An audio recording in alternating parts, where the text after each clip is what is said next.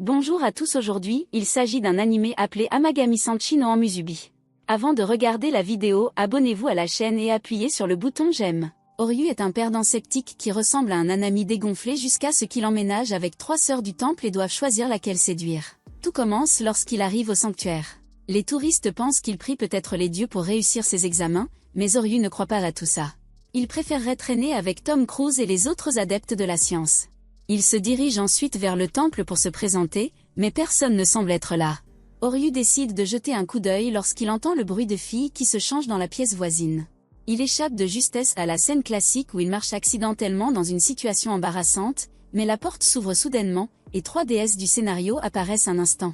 La porte se referme aussitôt, et Oryu espère pouvoir faire comme s'il n'avait pas vu une seconde système solaire, mais les filles reviennent pour le punir de son voyeurisme.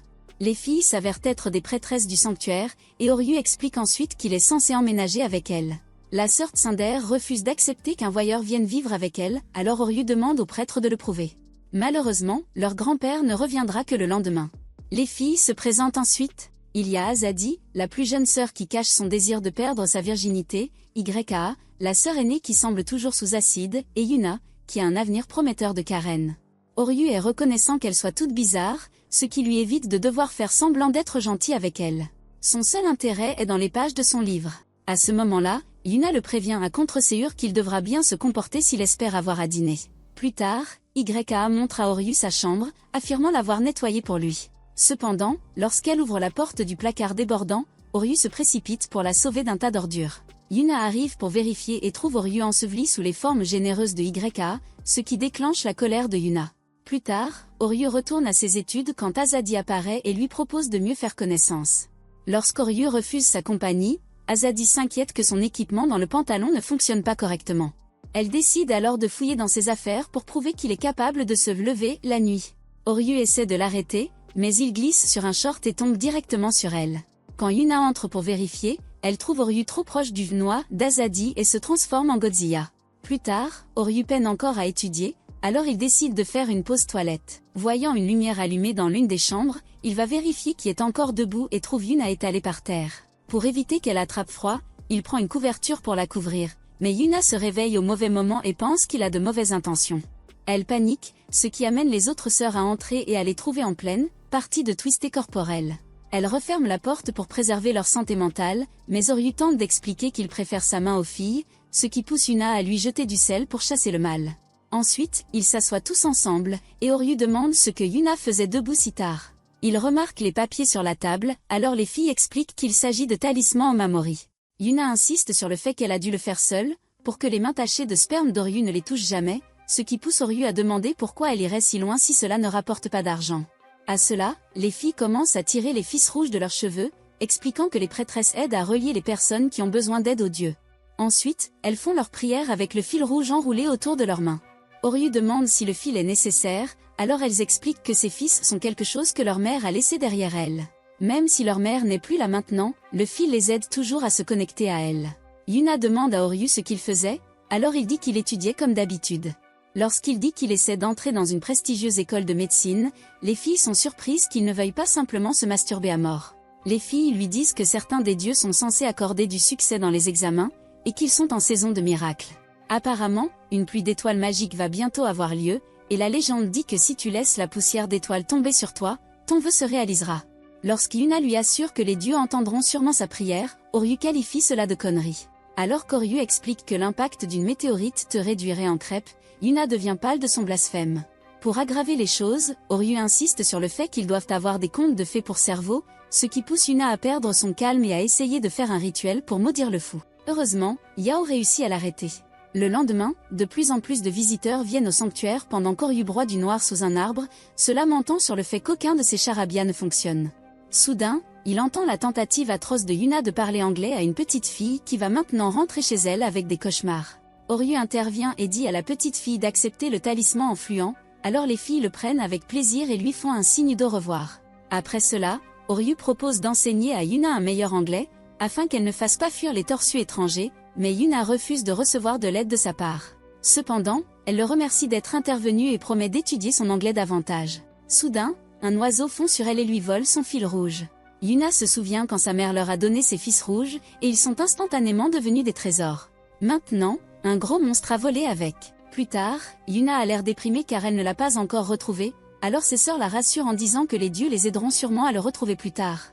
Oryu intervient alors et les gronde pour avoir tout laissé aux dieux. Il insiste sur le fait qu'aucune prière ne ferait réellement réaliser leurs souhaits et qu'ils devaient se bouger et le faire eux-mêmes. Yuna rétorque en disant que les dieux n'abandonnent jamais quiconque qui leur prie pour de l'aide.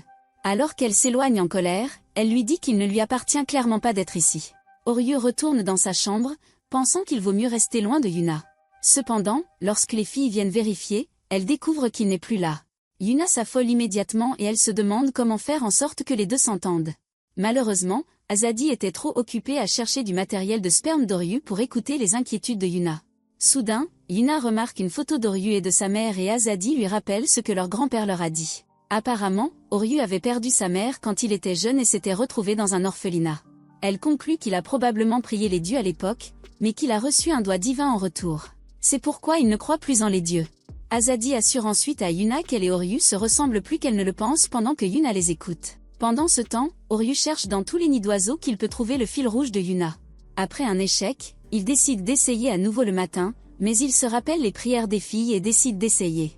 En même temps, Yuna cherche partout Oryu quand elle le trouve en train de prier pour qu'elle retrouve son trésor. Yuna se joint à lui et le félicite pour ses prières, alors Oryu s'excuse d'avoir été un imbécile plus tôt.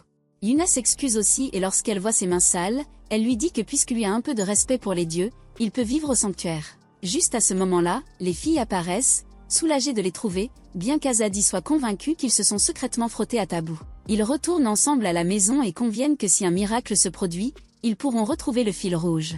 À ce moment-là, Oryu est choqué de voir la pluie d'étoiles magiques se produire, alors il la regarde tous avec surprise. Cependant, Oryu réalise que ce n'est qu'une pluie de météores et de cerisiers en fleurs, tombant en même temps. Voilà pour les miracles.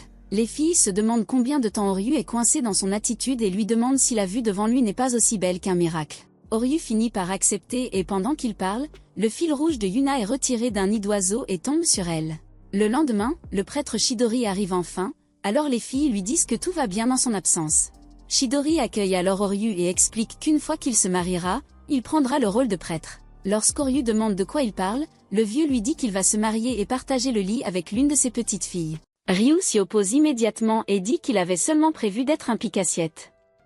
Il ajoute qu'il veut être médecin, pas prêtre, mais Chidori lui assure que le métier de prêtre est flexible et qu'il peut donc avoir 2 emplois. Les filles s'y opposent également, mais comme Chidori les ignore, Ryu insiste sur le fait qu'il ne veut pas aller jusqu'au bout. Chidori l'informe calmement qu'il a l'intention de le transférer dans une école qui augmentera ses chances d'entrer dans l'université de ses rêves. En entendant cela, Ryu le supplie de lui pardonner son insolence et lui demande combien de petits-enfants il veut. Chidori s'éloigne en riant, tandis que Yoryu prévoit de trouver un moyen d'échapper à toute cloche de mariage. Plus tard, les filles organisent une réunion anti-Yoryu dirigée par Yuna qui pense que le vieil homme doit être atteint de démence. Les autres filles conviennent qu'il serait bizarre de l'épouser à l'improviste et Yuna ajoute que Yoryu ne croit même pas en Dieu. Elles se demandent ce qu'elles peuvent faire et Yuna suggère de trouver un moyen de le mettre à la porte. L'opération commence et Yuna dit à Yoryu qu'il va falloir faire des travaux ménagers au lieu d'être un parasite. Sa première tâche est de cuisiner et Yuna lui montre un réfrigérateur plus vide que le cerveau de YE. Elle pense qu'il n'y a aucune chance qu'il puisse préparer quelque chose avec ces ingrédients, mais elle se ravise lorsqu'il lui présente un plat spécial de Gordon Ramsay. Les filles s'empiffrent rapidement et même si le repas était impeccable, Yuna dit qu'il n'est pas encore tiré d'affaire. Ensuite, il est obligé de faire la lessive. Yuna espère qu'il se pliera à la chaleur du soleil tandis que YE se demande si c'est une bonne idée de lui donner accès à leur couverture de parcelles. Étonnamment, Yoryu ne sourcille pas devant leurs vêtements intimes et c'est plutôt un défi pour les filles d'y assister. Après s'être mis dans l'embarras, Yoryu plie le linge en piles bien ordonnées qui donne l'impression qu'il est tout neuf. Cependant, Yuna insiste sur le fait que ce n'est pas encore fini et est obligée de sortir son arme secrète. Yoryu va devoir nettoyer la chambre de YE. La chambre de YE est l'image même d'une porcherie et Yuna lui souhaite bonne chance pour sa mission. Yoryu se demande par où commencer car son nez est souillé par quelque chose de pourri. Il découvrit que la source était des peintures à l'huile, car YE était un étudiant en art. Yoryu faillit y laisser sa vie, mais il finit par présenter une chambre étincelante de propreté. Y estima qu'il devrait le laisser rester dans la maison après lui avoir fait subir tout cela et Azadi ajouta qu'il pourrait aussi avoir besoin d'une servante. Lorsque Yuryu a entendu cela, il les a remerciés pour leur hospitalité de courte durée, mais s'il devait faire le ménage tous les jours, il ne serait pas en mesure de lire pour l'école de médecine. C'est pourquoi Yuryu fait ses valises et part réaliser ses rêves. Les filles se sentent mal à l'aise face à son départ, mais Yuna insiste sur le fait que leur plan a dû être un grand succès. Y et Azadi, quant à eux, semblent tristes de le voir partir. Plus tard dans le train, Yuryu s'est remis à étudier avec acharnement tandis que les filles le harcèlent en secret. Elle taquine Yuna pour sa mollesse, alors qu'elle n'y a voir un cœur. Elle se demande pourquoi Yuryu veut passionnément devenir médecin et pense que c'est probablement à cause de sa mère. La traque s'est poursuivie depuis la gare jusqu'à un endroit isolé où la piste s'est terminée par une maison hantée par des corbeaux et des chauves-souris. Yuna craint que Yuryu n'ait l'intention de vivre dans les bidonvilles parce qu'elle l'a mis à la porte, mais Yuryu se faufile jusqu'à eux et effraie Yuna. Il se demande ce qui se passe avec tous les enfants pendant que ceux-ci essaient de nommer les planètes sur leur poitrine. Yuryu leur demande ce qu'ils font là mais il est interrompu par le propriétaire de la maison et le docteur Baeru. Ils entrent et Mahiru explique qu'elle dirige l'orphelinat Miracle Garden. Elle remercie les filles d'avoir accueilli un mauvais payeur comme Yuryu et dit qu'elles sont trop belles pour être ses futures épouses. Elle leur assure que Yuryu a de bonnes qualités et le taquine en lui disant que c'est à cause d'elle qu'il veut devenir médecin. Yuryu l'arrête avant qu'elle ne mentionne ce qu'il fait la nuit, puis il insiste sur le fait qu'il ne retournera pas au sanctuaire et qu'il ne les épousera pas. Mahiru lui arrache la bouche et le menace, lui rappelant les ficelles qu'elle a tirées pour qu'il soit placé dans une famille d'accueil. Ensuite, les enfants se précipitent vers Yuryu pour lui montrer leur grue en papier et lorsqu'Yuryu a l'air surpris, une autre fille nommée Shireti surgit. Yuryu se demande ce qu'elle fait là, mais elle répond qu'elle n'est que de passage. Les filles se demandent qui elle est et Yuryu leur explique que c'est une amie d'enfance qui vivait là aussi. Azadi parie que c'est à cause de Yuryu qu'elle s'habille comme un garçon, mais Yuna lui dit d'arrêter. L'un des enfants montre sa grue en papier aux filles et dit que c'est pour sa mère. Mahiru explique alors qu'il s'occupe aussi des parents dont la maladie les empêche de s'occuper de leurs enfants. C'est pourquoi il fabrique des grues en papier sur des ficelles pour les leur envoyer. Les filles trouvent l'idée géniale, mais Yuryu trouve que c'est une perte de temps. Yuna lui dit qu'il a tort et demande aux enfants de l'ignorer pendant qu'elle les aide à faire leurs grues. Au bout d'un moment, les filles présentent une épave. La grue de Y en faisait beaucoup trop. Yuna est trop lente avec elle et Azadi est trop maladroite. Les enfants se rassemblent et disent à Yuryu que les filles sont un gaspillage de planètes jumelles et lui demandent de les aider. Yuryu ne résiste pas à leur appel et les aide à faire 1000 grues en papier. Les filles s'émerveillent de son talent, tandis que Yuryu regrette de perdre son temps précieux avec des enfants qui crient. Cependant, lorsqu'il entendit un enfant se demander si la grue aiderait vraiment sa mère à aller mieux, cela déclencha un souvenir de son passé. Il a attrapé la grue en papier et l'a tendue à l'enfant, lui assurant que lorsque les médecins verraient les breloques, ils feraient de leur mieux. Le garçon s'est alors immédiatement réjoui. Mahiru est entré et a dit aux filles que Yuryu était si doué pour les grues en papier parce qu'il en avait plié des milliers pour sa mère. C'est pourquoi il est celui qui comprend le mieux les enfants. Les filles réalisent que Yuryu veut devenir médecin à cause des enfants, alors Shiradi ajoute que Yuryu a toujours été là pour eux lorsqu'ils étaient anxieux ou tristes. Mahiru attire alors l'attention des filles et leur dit de bien s'occuper de Yuryu. Plus tard, les filles continuent de jouer dehors avec les enfants, tandis que Mahiru félicite Yuryu d'avoir trouvé 3 dames du sanctuaire. Cependant, Yuryu déplore qu'elle lui ait demandé de faire toutes les tâches ménagères, ce qui l'a empêché d'étudier. Mahiru dit que Yuryu a toujours été capable de faire beaucoup de choses avec ses mains, mais que sa bouche a eu du mal à suivre. Cependant, elle lui assure que ces 3 filles ont fait tout ce chemin parce qu'elles tiennent à lui et qu'il ferait une erreur s'il pensait qu'il n'était pas le bienvenu. Elle lui rappelle alors qu'il était enfant et qu'il voulait l'aider à faire les tâches ménagères ou à s'occuper des enfants. Mahiru lui avait dit qu'elle était contente de tout faire elle-même. Yuryu sourit et décide de ne plus se plaindre, quitte à tout faire comme elle. Mahiru approuve et lui souhaite bonne chance. Plus tard, les filles taquinent Yuryu parce qu'il a le béguin pour Mahiru, mais il leur dit de fermer leur gueule et leur explique qu'il lui doit la vie. Il s'excuse ensuite d'avoir été égoïste et d'avoir quitté la maison comme ça. Il propose de faire toutes les tâches ménagères qu'ils veulent, mais Yuna lui dit qu'ils deviendront paresseux s'ils font ça, alors il propose tous de les aider puisqu'ils font partie de la famille maintenant. Yuryu accepte volontiers, mais les filles s'avèrent être de mauvaises ménagères. La chambre de YE est revenue à la case départ en moins d'un jour. Asahi n'a pas compris le concept d'utilisation d'une ligne, et Yuna peut regarder la peinture sécher plus vite qu'elle ne peut cuisiner. Yuryu se rendit compte qu'il n'y avait plus d'espoir pour ce trio de tête en l'air. C'est alors que Chidori fait son apparition et dit qu'il est heureux que Yuryu se comporte enfin comme un successeur, mais que Yuryu a toujours l'intention de faire quelque chose à propos du mariage plus tard. Chidori suggéra alors qu'il devrait avoir une entrevue formelle de mariage avec chacune de ses petites filles afin d'approfondir leurs liens. Quelques jours plus tard, Chidori vient chercher Yuryu pour son premier entretien de mariage. Yuryu pense que les sœurs sont aussi peu intéressées que lui jusqu'à ce qu'il voit Azadi jouer son rôle à la perfection. Chidori annonce le début de l'entretien, alors Azadi informe Yuryu qu'il passera la journée avec elle. Chidori les laisse seuls, et Asta dit à Yuryu qu'il devrait en profiter pendant que ça dure. Elle commence alors à retirer ses robes, obligeant Yuryu à faire semblant de se protéger les yeux. Malheureusement, tout ce qu'il voit, c'est une planche plate qui veut courir. Peu après, Azadi et Yuryu courent ensemble, et elle lui explique que courir est pour elle comme respirer. Yuryu ne la prend pas au sérieux, alors elle le menace de le laisser derrière. Yuryu, sûre de lui, déclare qu'elle ne pourrait jamais le semer, jusqu'à ce qu'il soit à moitié mort 5 heures plus tard. En rentrant, il espère prendre une douche, mais trouve la porte ouverte, révélant la poitrine plate d'Azadi. Elle le taquine en disant qu'elle préfère l'air libre, mais Yuryu la traite de malade.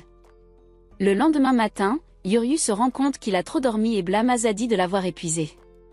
Cependant, Azadi apparaît soudainement dans son lit et lui propose de poursuivre leur entretien avec un marathon matinal. Elle veut acheter de nouvelles chaussures de course. Yuryu l'accuse de l'utiliser, mais Azadi dit qu'elle doit dire à son grand-père qu'ils ont fait l'entretien. Yuryu voit que la salle de stockage est aussi en désordre que la chambre de YA, mais Azadi rêve d'être enfermée seule avec un garçon. Les dieux du scénario ferment rapidement les portes, les bloquant à l'intérieur. Azadi annonce que la vieille porte ne bougera pas. Yuryu cherche une solution, mais remarque qu'Azadi commence à mal fonctionner, contrairement à son attitude habituelle. Il se souvient alors de ce qu'elle a dit dans la salle de bain et comprend qu'elle a peur des espaces confinés. Elle tente de nier, mais quand Yuryu la voit trembler, il pose sa main sur sa tête pour la calmer. Il lui offre ensuite son dos pour qu'elle puisse s'accrocher pendant qu'il essaie de briser la fenêtre. Plus tard dans la matinée, Yuryu réussit enfin à créer une ouverture assez grande pour passer. Quelques instants plus tard, Azadi remarque les mains meurtries de Yuryu et est touché par son courage jusqu'à ce qu'il réalise à quel point la pièce est haute et commence à hésiter. Finalement, il descend et ouvre la porte pour Azadi, qui a l'audace de se moquer de lui pour avoir une phobie. Alors qu'ils partent, Azadi le remercie de son aide, et Yuryu se retourne pour lui dire qu'en y réfléchissant, elle a parfois un côté enfantin. Azadi devient rouge comme ton vieux bulletin de notes et le nie, mais soudain, Ya et Azadi arrivent en courant pour lui demander où elle a été toute la matinée. Azadi leur raconte qu'elle a passé une nuit inoubliable avec Yuryu, déclenchant la jalousie de Yuna. Un jour, Yuryu se prépare à affronter Yuna, mais lorsqu'il la voit en mode épouse parfaite, il se demande si le monde touche à sa fin. Ils se promènent ensemble, et Yuna agit de manière inhabituellement douce et gentille.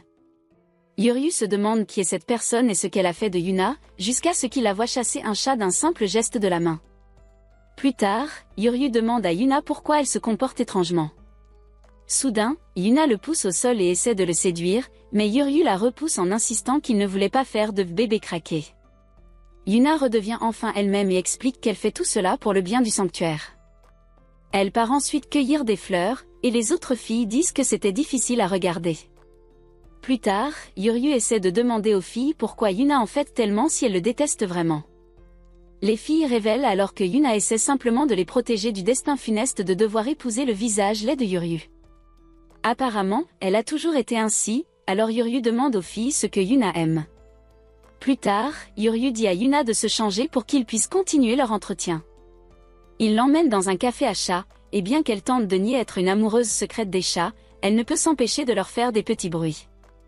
Elle propose soudain de partir, mais quand Yuryu lui rappelle qu'ils viennent d'arriver, elle répond qu'elle ne peut pas se permettre d'être paresseuse.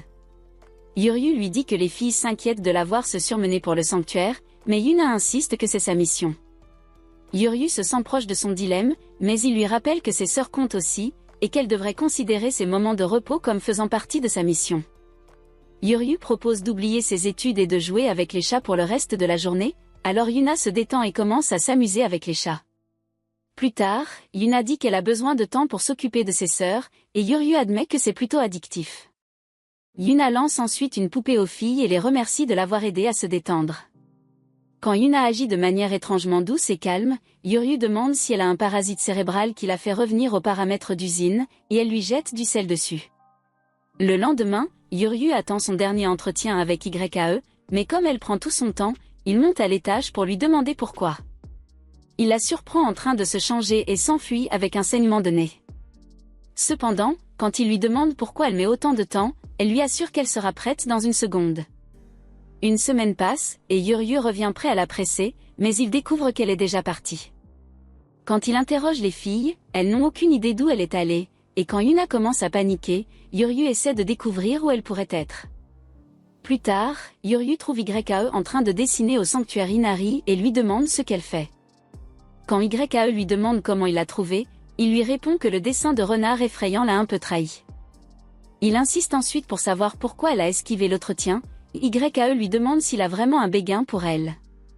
Quand il lui dit d'arrêter, elle répond que c'est un secret et lui assure qu'il le découvrira probablement bientôt. YAE suggère qu'ils fassent l'entretien au sanctuaire, alors ils prennent des photos et se comportent comme des touristes. Une fois l'entretien terminé, YAE lui offre un charme pour repousser le mal en guise d'excuse. Alors qu'ils s'en vont, Yuryu se demande si YAE n'est pas plus qu'une simple tête en l'air, mais elle lui demande soudain qui il a choisi d'épouser. YAE énumère les qualités de Yuna et Asahi, mais dit qu'elle a quelque chose de beaucoup plus doux et rebondi à offrir. Yuryu est embarrassé et trébuche dans les escaliers, se voyant tomber en arrière. Sa vie défile devant ses yeux jusqu'à ce qu'il voit des souvenirs qu'il ne reconnaît pas, laissant entendre qu'il épousera les 3 sœurs. Il se réveille alors et se rend compte que tout n'était qu'un rêve. Commentez, j'épouserai les 3, si vous voulez une partie 4. Et si vous aimez les récaps d'animes comme celui-ci, regardez cette vidéo juste ici. Plus tard, il se rend dans la chambre de Yao pour découvrir ce qui s'est réellement passé après leur entretien, mais l'idiot ne lui est d'aucune aide. Yuna arrive pour reprocher à Yuryu d'embêter Yaori. Elle l'envoie ensuite chercher des gâteaux de thé pour un invité important. Pendant que Yuryu est au magasin, il surprend des tantes qui discutent du prochain festival Amigami, mais elles n'ont pas visité le sanctuaire depuis longtemps. Lorsque Yuryu rentre à la maison, il trouve l'invité important qui leur conseille de vendre le sanctuaire. Chidori présente alors le lapin blanc nommé Momon, qui est en quelque sorte le sponsor du sanctuaire. Momon explique que, puisque le sanctuaire n'attire plus les clients comme avant, il devra arrêter son soutien financier, mais propose de leur laisser la maison. Lorsque leur mère était encore en vie, elle avait réussi à attirer 1000 personnes au festival, mais depuis qu'elle est décédée, ils n'ont même pas atteint 30% de ce nombre. Soudain, le visage de l'homme se plisse comme le doigt de Sukuna, tandis qu'il se moque de leur mère qui s'est tuée à la tâche. Chidori est sur le point d'exploser de colère, mais ses sœurs parviennent à la calmer. Yuryu interrompt rapidement l'homme cruel et essaie de négocier un accord en promettant d'attirer 5000 visiteurs pour le festival. Lorsque l'homme l'avertit que ses rêves sont enfantins, Azadi prend sa défense en affirmant qu'ils ne sont plus des enfants.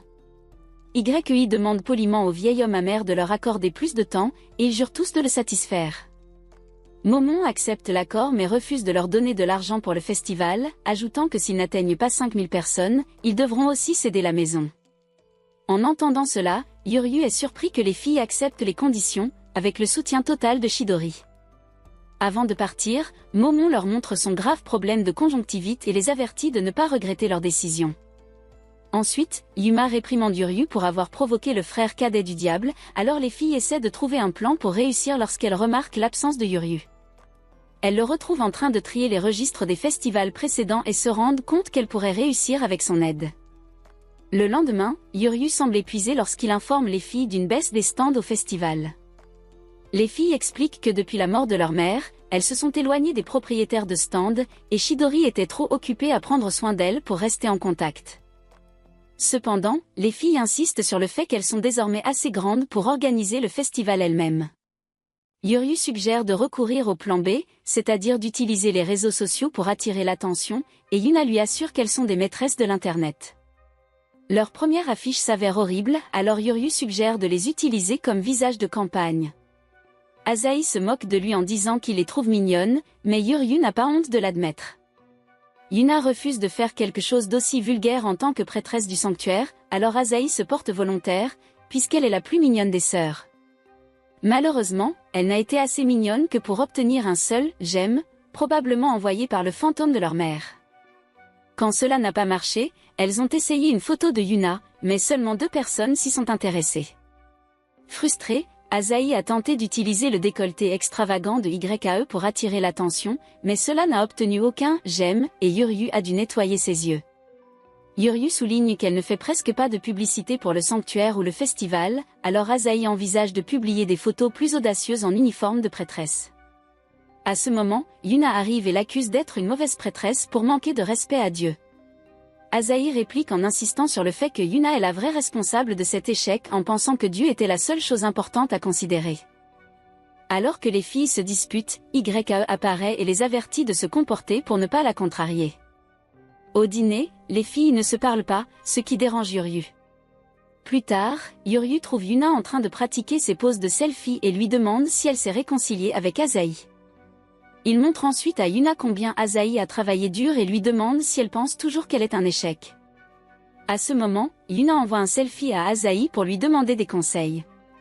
Alors qu'Asahi lui répond avec enthousiasme, Yuna la prend dans ses bras et s'excuse d'avoir été tsundere. Les filles se réconcilient enfin. Alors YAE se joint à elle pour un moment d'émotion, et pendant que les filles s'amusent, Yuryu prend une photo qui devient virale.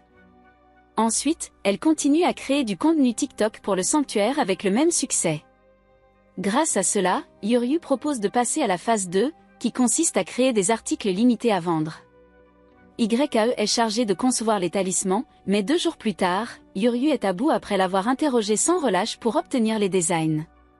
Elle avait procrastiné tout le temps, mais elle lui assure qu'elle lui donnera tout le lendemain matin. Yuryu réalise ensuite qu'ils sont dans le pétrin, car toutes les promesses de YAE s'avèrent fausses. Lorsqu'il vérifie sa chambre, elle est déjà partie.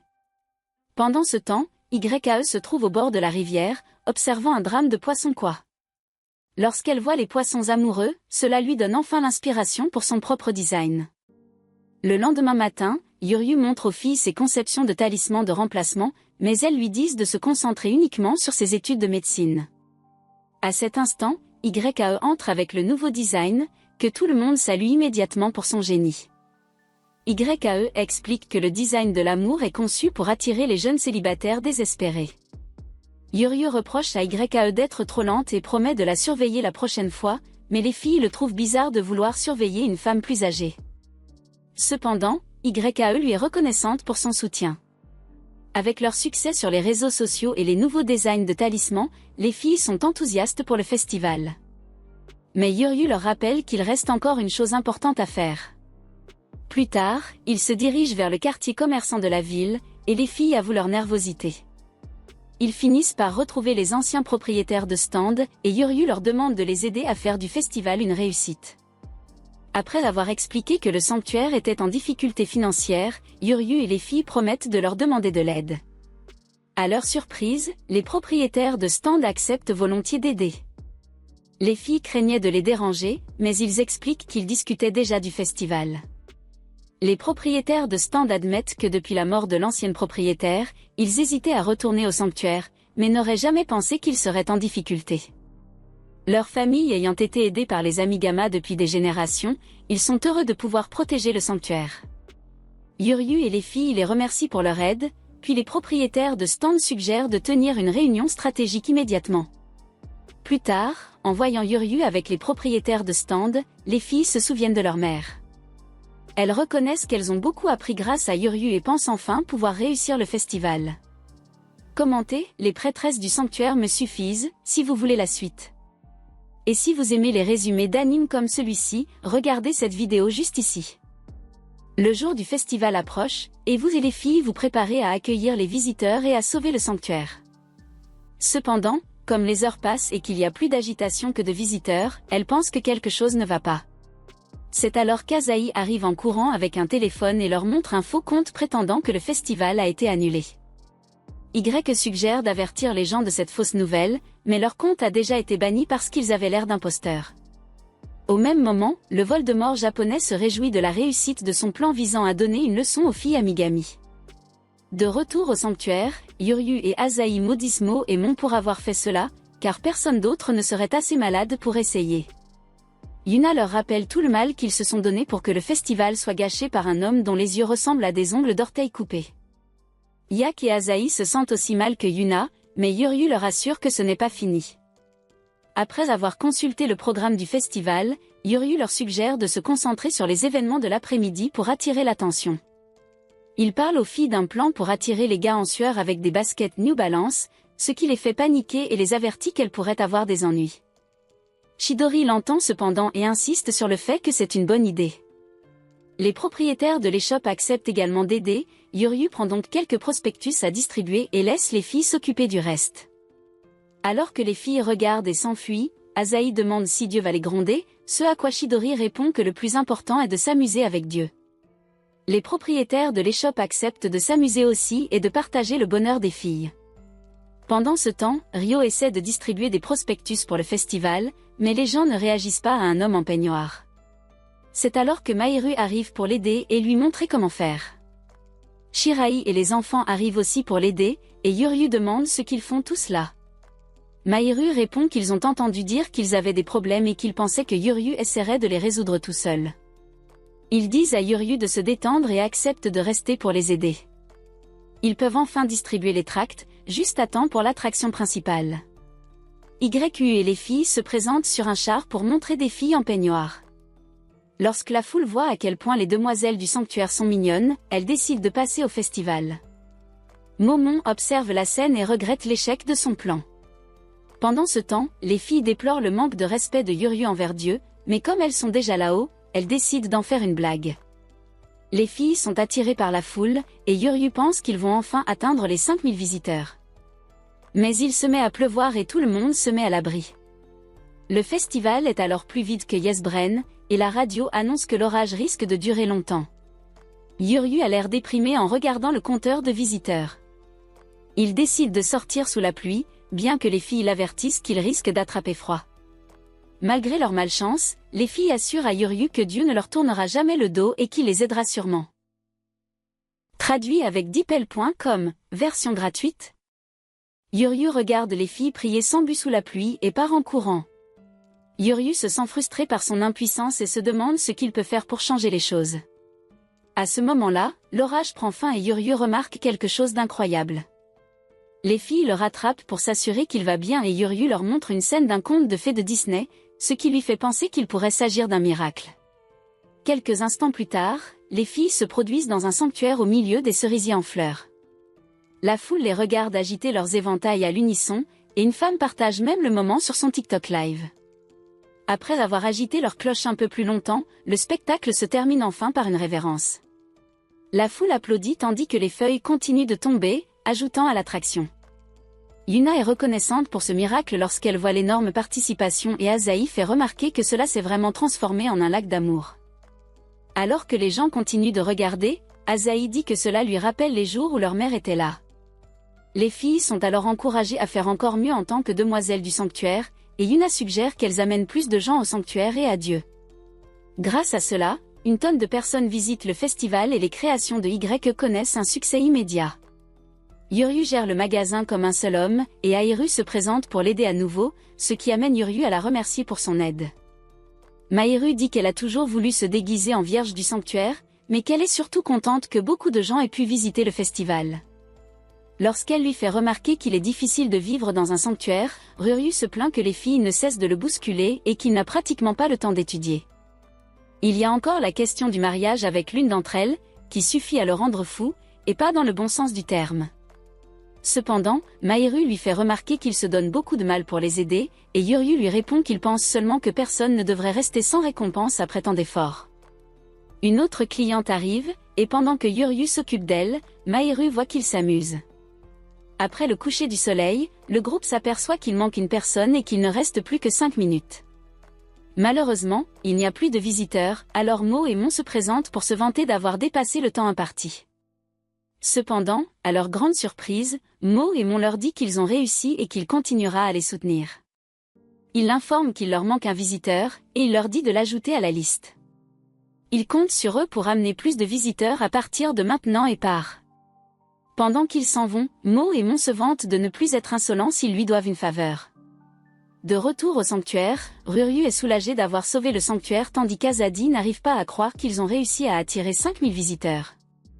Elle verse une larme de joie à l'idée qu'ils puissent continuer à vivre là, ce qui pousse Yuna à la serrer dans ses bras et à admettre qu'elle n'arrive pas à y croire non plus. Pourtant, il est d'accord et dit que c'est grâce à Ryuryu. Pour exprimer sa gratitude, elle l'embrasse sur la joue, ce qui provoque un court-circuit dans son cerveau. Lorsqu'il commence à saigner du nez, Yuna sent ses sales pensées et prépare le sel pendant que Chidori les regarde fièrement. Si vous voulez la suite, embrouillez les faux fans en commentant qu'il y a un secret dans l'épisode 5. Et si vous aimez les récapitulatifs d'animes comme celui-ci, alors regardez cette vidéo ici. Le lendemain, Yuryu essaie d'étudier mais se rappelle du baiser de YE et se cogne la tête contre la table pour exorciser son démon intime. Après en avoir souffert, Yuryu se demande si YE l'aime vraiment. Asahi arrive et lui dit qu'il se prend trop la tête et qu'il va finir distrait de ses études. Yuryu admet qu'elle a raison, alors Asahi propose de découvrir les véritables sentiments de YE pour lui. Cet après-midi-là, Asahi demande à YE ce qu'elle pense de Yuryu, et elle lui répond qu'il est un gars bien. Asahi rapporte à Yuryu que cela signifie en langage de fille qu'il ne compte pas vraiment. Yuryu essaie d'accepter cela calmement, mais Asahi admet qu'elle-même ne sait pas toujours ce que YE pense. Elle décide que la seule façon de connaître ses vrais sentiments est de la coincer en l'obligeant à aller courir. YE reste à la traîne à cause de sa lourde poitrine, et Yuryu se demande s'il s'agit en fait d'un piège.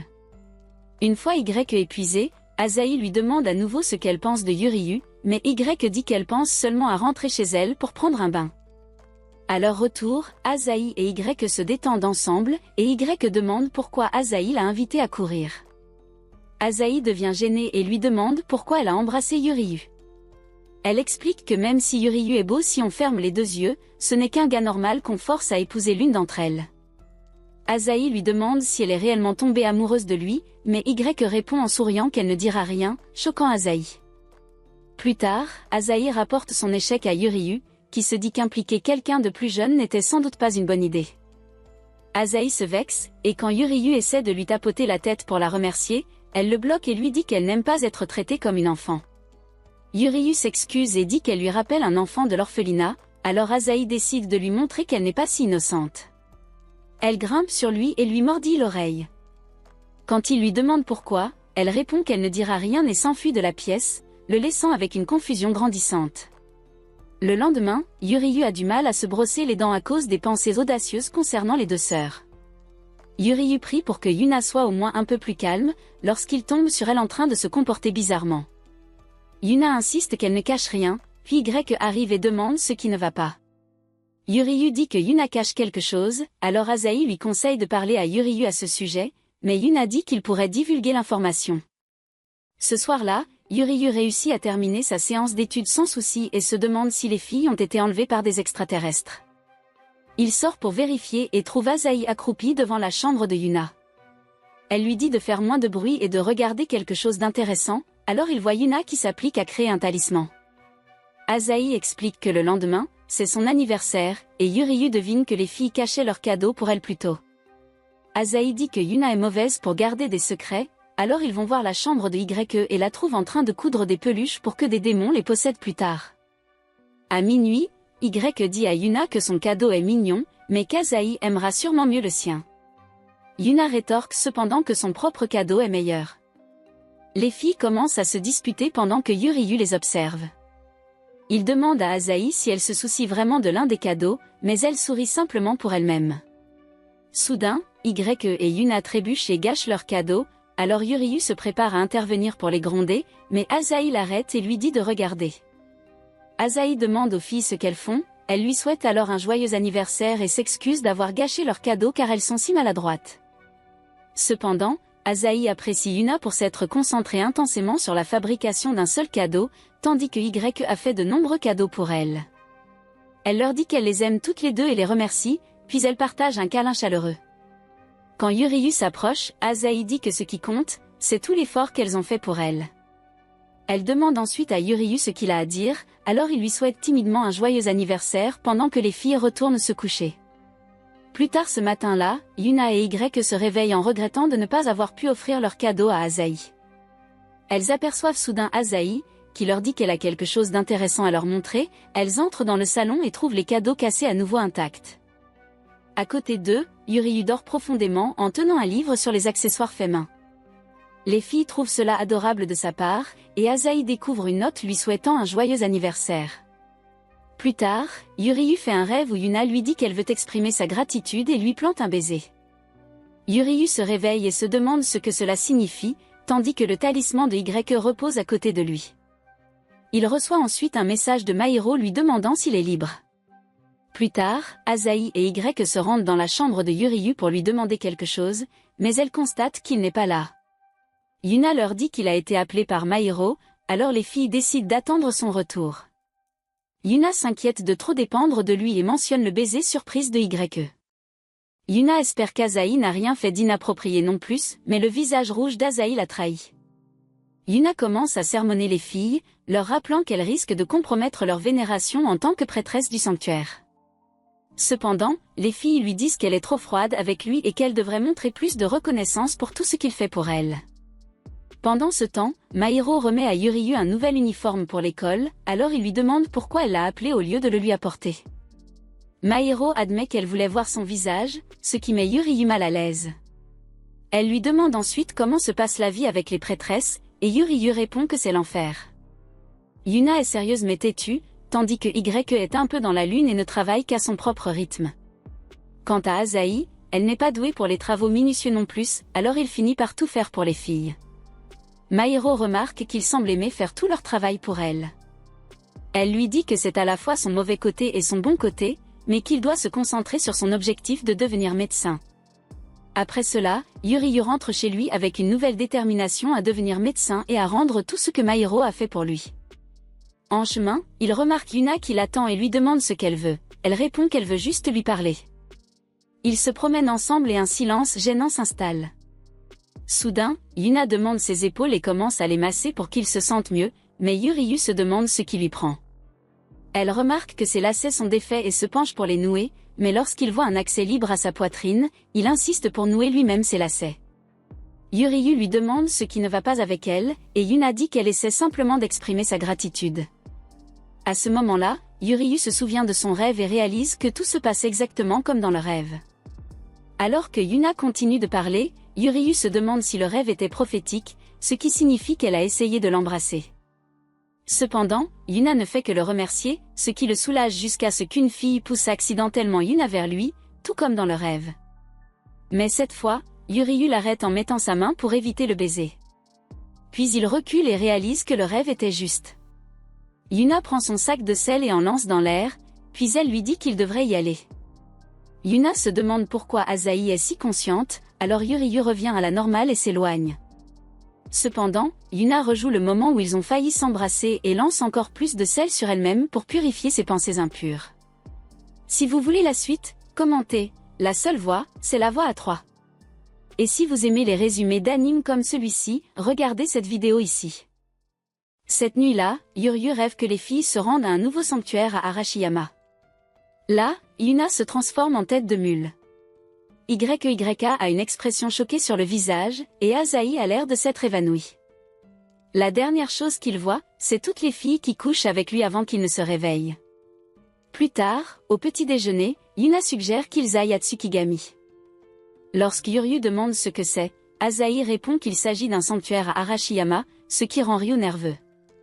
Le maître du sanctuaire a appris aux filles à devenir des vierges du sanctuaire, et maintenant qu'elles reçoivent plus de visiteurs que d'habitude, elles auront à nouveau besoin de son aide. Yuryu se remet encore du choc quand Asahi lui demande s'il aimerait venir lui aussi. Mais Yuryu refuse catégoriquement. Il retourne dans sa chambre et prévoit d'empêcher à tout prix la réalisation de son rêve. Soudain, Chidori entre et dit à Yuryu qu'il a un objet important à lui remettre. Quelques instants plus tard, Yuryu descend la rue en portant une boîte mystérieuse. Arrivé au sanctuaire, il se rend compte que l'avenir ne sera pas si facile à changer. Plus tard, Yuryu fait irruption avec l'objet de Chidori et révèle qu'il transporte apparemment quelque chose de maléfique. Les filles se demandent si un esprit maléfique n'a pas été enfermé à l'intérieur. Yumiko demande à tout le monde de se calmer et se présente d'abord à Yuryu comme l'assistante du prêtre. Yuryu demande ce qu'est un prêtre assistant et Asahi explique qu'il s'agit d'un rang dans la prêtrise, ce qui fait de Yumiko le maître des servantes du sanctuaire. Yuryu demande alors ce qu'il doit faire de la boîte et Yumiko lui dit de la lui laisser. Elle commence à dégager une aura de super-héros qu'elle utilise pour ouvrir la boîte, mais il s'avère qu'elle ne contient que du mochi à la cannelle, ce qui pousse Yuryu à maudire silencieusement le vieux prêtre sournois. Yumiko dépose la boîte sur la table pour que tout le monde puisse en profiter, tandis que Yuryu continue de la surveiller de près. Pendant qu'il mange, Yumiko explique que le sanctuaire de Tsujigami est dédié au dieu de la lune, qui conduit les gens de leurs soucis vers la lumière et l'espoir. Yuna ajoute que Tsujigami peut même réaliser leurs rêves, mais cette partie relève plutôt du conte de fées. La légende dit que la nuit de la pleine lune, si vous marchez sur l'arc-en-ciel illuminé, vos rêves se réaliseront. Après cela, les filles racontent à Yumiko que le sanctuaire reçoit de plus en plus de visiteurs et qu'elles ont du mal à suivre le rythme, si bien qu'elles ont besoin de ses conseils. Yumiko dit qu'elle comprend et commence à s'adresser à chacune des filles. Elle dit à Asahi qu'elle est devenue beaucoup plus belle depuis la dernière fois qu'elle l'a vue.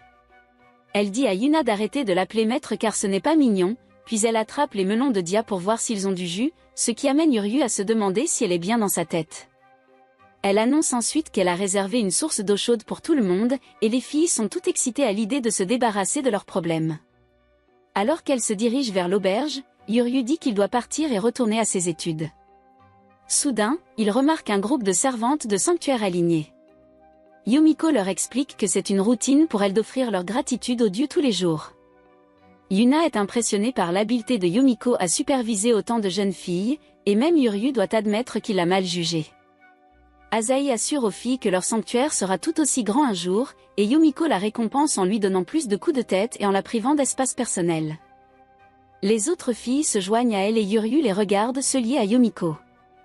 Avant que Yumiko ne les envoie à l'auberge, Yuryu demande à Yumiko pourquoi elle a esquivé les questions des filles au déjeuner.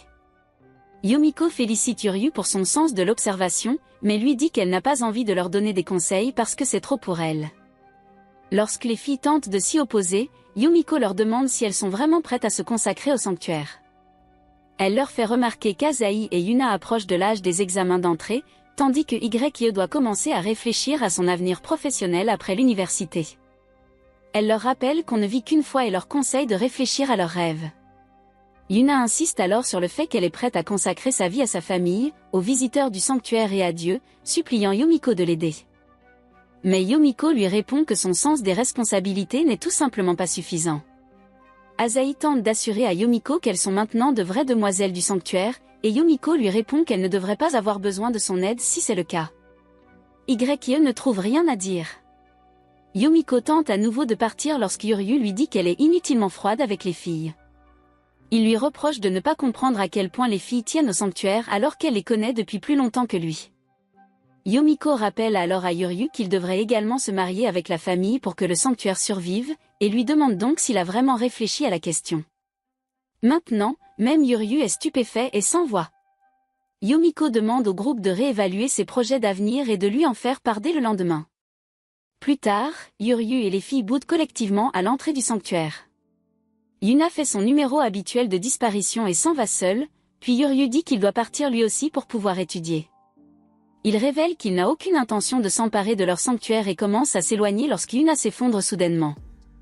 Yuryu tente de lui demander ce qui ne va pas lorsqu'il voit le visage de la tête en l'air qu'il a vu dans son rêve. Pendant ce temps, Yumiko dit à un mystérieux interlocuteur que Yuryu est exactement comme ils l'ont décrit et promet de déterminer laquelle des filles peut prendre en charge les fonctions du sanctuaire. De retour à l'entrée, Asahi pense que Yuna n'est pas une finque depuis qu'elle a été grondée. Yuryu suggère que YE serait la mieux placée pour lui parler, mais la deuxième tête en l'air s'est déjà échappée vers Dieu sait où. Asahi passe alors en mode marathon pour chercher YE, mais quand Yuryu lui rappelle Yuna, elle dit qu'elle a juste besoin d'un peu de temps pour elle et la troisième tête en l'air s'envole. Yuryu demande à Yuna si elle va bien, mais elle commence à répéter des phrases comme une poupée Barbie cassée. Elle finit par s'en sortir et dit à Yuryu de ne pas s'inquiéter.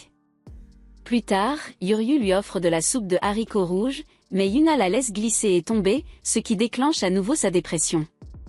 Yuryu tente de la réconforter en lui rappelant à quel point elle veut être une vierge du sanctuaire, mais Yuna avoue qu'elle ne fait que ce qu'on attend d'elle et que ce qu'elle veut n'a pas d'importance. Yuryu va chercher une autre boîte de soupe aux haricots lorsqu'il remarque que Yumiko harcèle Yuna. Elle se cache rapidement de lui et tente de jouer la comédie en prétendant qu'elle se promenait, mais lorsque Yuryu revient sur le banc, Yuna a disparu. Il commence à la chercher dans tout le sanctuaire jusqu'à ce qu'il la trouve au bord de la cascade avec cette expression stupide. Il se rend compte qu'elle a l'intention de s'entraîner à la chute d'eau et lui rappelle que ses vêtements seront trempés. Yuna enlève alors son pantalon et tente de passer à l'action, mais Yuryu l'attrape pour l'empêcher d'entrer. Yuna le supplie de la laisser partir, mais il continue de se battre jusqu'à ce que Yuryu presse accidentellement sa balle anti-stress. Yuna panique immédiatement et lui donne de l'aide pour cela. Plus tard, Yuryu s'excuse mais insiste sur le fait qu'il essayait seulement d'aider. Yuna lui reproche alors d'avoir dit qu'il n'avait pas l'intention de se marier avec leur famille, mais de continuer à aider, tout en négligeant ses études. Yuryu se met également en colère et lui dit qu'il se fiche d'aider les autres pour se sentir bien, parce que c'est ce qu'il veut faire. Yuna est prise au dépourvu et éclate de rire devant l'air pathétique de Yuryu. Elle se souvient alors du temps passé avec Yumiko et réalise qu'elle n'a plus besoin d'être déprimée, grâce à Yuryu. Si vous voulez la suite, commentez Yuryu qui connaît le meilleur moyen d'être en détresse. Et si vous aimez les récapitulatifs d'animes comme celui-ci, alors regardez cette vidéo ici. Plus tard, Asahi revient de sa course et se réjouit de voir que Yuna n'est plus dans la panade. Ryu lui demande si elle a oublié de chercher YAE, et Asahi le taquine en lui disant qu'il est amoureux de YA. Lorsque Ryu tente d'objecter, Yuna lui rappelle les bonnets géants de YA, ce qui prouve qu'elle est une adulte. Ce soir-là, Ryu retrouve YA à la rivière grâce au rêve qu'il a fait auparavant. Yeti lui demande pourquoi il la cherchait et il lui répond que rester seul la nuit peut être dangereux pour une fille. Yeti en est touché, Yuryu est gêné et essaie de se concentrer sur ses études. YA se rapproche alors de lui et lui fait remarquer qu'il s'est trompé dans une des questions. Yuryu la regarde faire du calcul mental et se rend compte qu'elle a raison. Il se demande comment elle peut être à la fois une enfant douée et une idiote, mais Yeti lui répond simplement qu'on lui a appris beaucoup de choses quand elle était jeune. Yuryu lui demande ce qu'elle sait faire d'autre et YA lui répond qu'elle sait tout faire, des compositions florales aux arts martiaux.